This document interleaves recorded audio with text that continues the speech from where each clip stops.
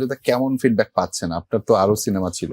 মানুষ পয়জন থেকে আপনি এখন পয়জন খেয়ে তারপরে ইনসাফ তৈরি করলেন। কি অবস্থা এখন?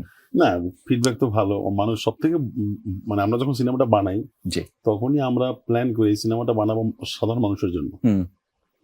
কিন্তু সেখানে একটা দর্শন থাকবে। মানে যেমন ধরুন এই এই এই গল্পটার মধ্যে কিন্তু আমরা একটা জিনিস বলেছি যে নো ওয়ান ইজ কমপ্লিট। একটা ছেলে যে মনে করতো, তার বাবা মনে করতো যে আমার ছেলে যদি, এখন সবাই জেনেই গেছে, যদি পুলিশ অফিসার হয় তাহলে আমার জীবন সফল। তো সেই ছেলে একদিন আবিষ্কার করলো যে একজন পুলিশ অফিসারের পক্ষে আসলে খুব বেশি কিছু করা সম্ভব না। সো আমি যদি গ্যাংস্টার হই, so I can do more. আমি আমার বাবার জন্য জাস্টিস করতে পারবো। তো সেটা করতে গিয়ে একদিন in course of time, in course of life, সে দেখলো যে আমি আসলে গ্যাংস্টার না হয়ে যদি বাবার কথাই শুনতাম সেটা মনে হয় বেটার হতো। এই যে একটা ক্যারেক্টারের যে এই সাইকোলজিক্যাল যে জার্নিটা যে চেঞ্জ হয়, তার যে ফিলোসফি চেঞ্জ হয়, এবং সব থেকে বড় কথা সে মানে ফিল করে যে কেউ আসলে পূর্ণ না। আমি বলি সবসময় যে সৃষ্টিকর্তা ছাড়া নো ওয়ান ইজ কমপ্লিট। সেটা হলো এই সিনেমার কোর ফিলোসফি বা কোর লাইন। কিন্তু এই লাইনটাকে আমরা এক্সিকিউট করেছি পুরোপুরি কমার্শিয়াল ঢঙে, যাতে গল্পটা সাধারণ মানুষের কাছে পৌঁছায়। এবং আমরা সেই জায়গা থেকে দেখেছি যারা একদমই সিনেমা দেখে ইমিডিয়েট রিয়াকশন, যেটা হল থেকে বেরোয়, আমরা তো বিভিন্ন টিভি চ্যানেল, আমরা যমুনেও বিভিন্ন চ্যানেলে যখন রিয়াকশন আমরা শেয়ারও করেছি আমাদের টাইম লাইনে, মানুষের স্বতঃস্ফূর্ত রিয়াকশন। তারা না সিনেমাটা দেখে এনজয় করেছে, তারা সিনেমায় খোঁজেনি যে ঠিক আছে কি হলো না, তারা সিনেমাটা দেখেছে, ভালো লেগেছে, গল্পের সঙ্গে ইনভলভ হতে পেরেছে। সো আমার এটা খুব ভালো লেগেছে যে আমাদের টার্গেটই ছিল এটা। হ্যাঁ, আমি জানি সিনেমাটা আর্কাইভ হবে, যখন সিনেমাটা ওটিটিতে আসবে নিশ্চয়ই 3 মাস 6 মাস পরে, তখন জানি সিনেমাটা নিয়ে আরো বেশি কথা হবে, কারণ হলে দেখার সময় না অনেক কিছু মিস করে যায়।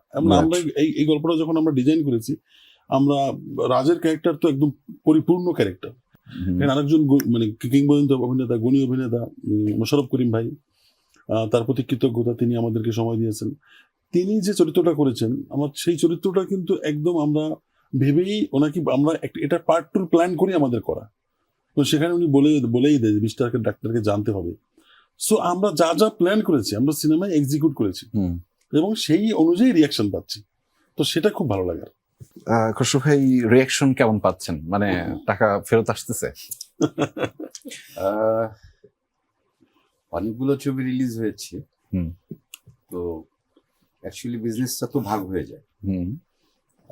একটা উৎসবে, ফেস্টিভ্যালে আর কিছু ছবি কম রিলিজ হলে ভালো হতো।